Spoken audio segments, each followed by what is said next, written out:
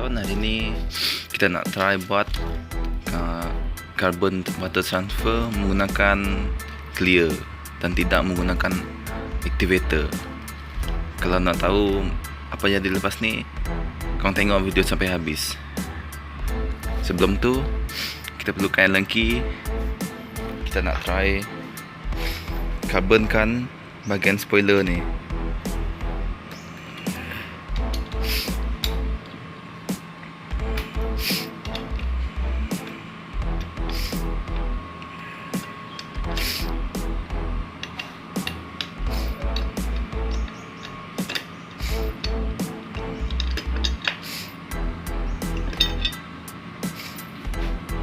Antara proses-proses kita nak water transfer, kita kena kikis bahagian permukaan sehingga licin.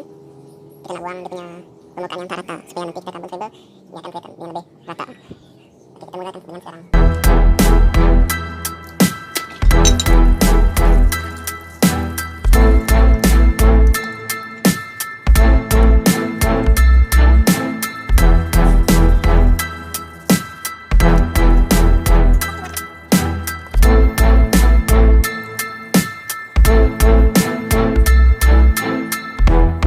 Mandai kalau kita kikis just untuk matikan color saja sampai dia dah jadi macam ni. Kita jemur sekejap. Lepas ni kita spray dia punya permukaan. Gunakan spray matte black untuk spray permukaan spoiler ni.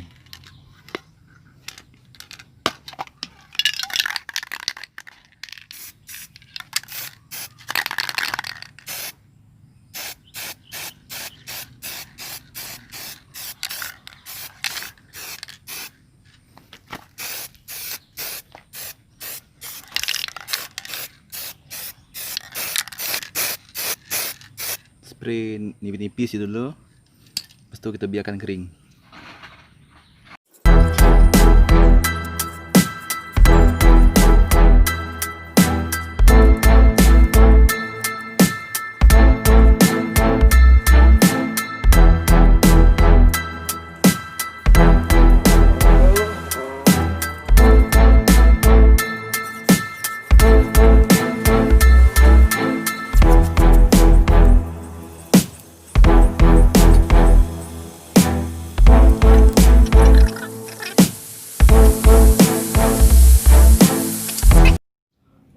Okey, tips nak water transfer dia ada dua permukaan, yang berkilat dan yang kesat.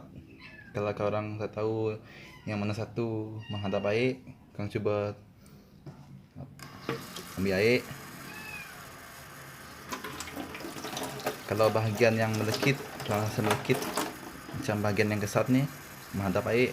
Kalau yang tak ada apa-apa, menghadap ke spray.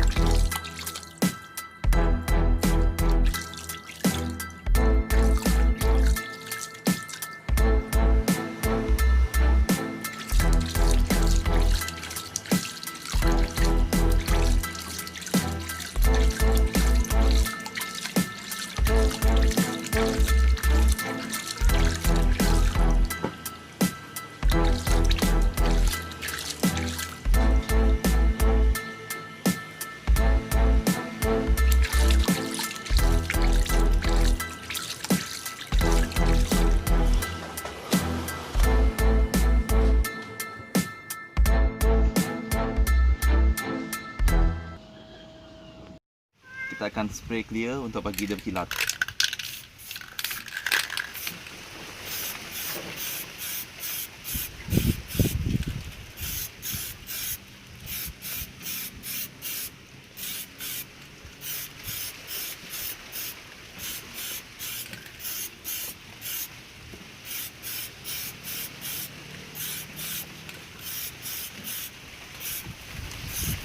Untuk permulaan, spray secara nipis.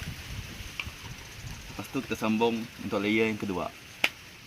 Kita punya water transfer dah siap. Ini dah hasil dah.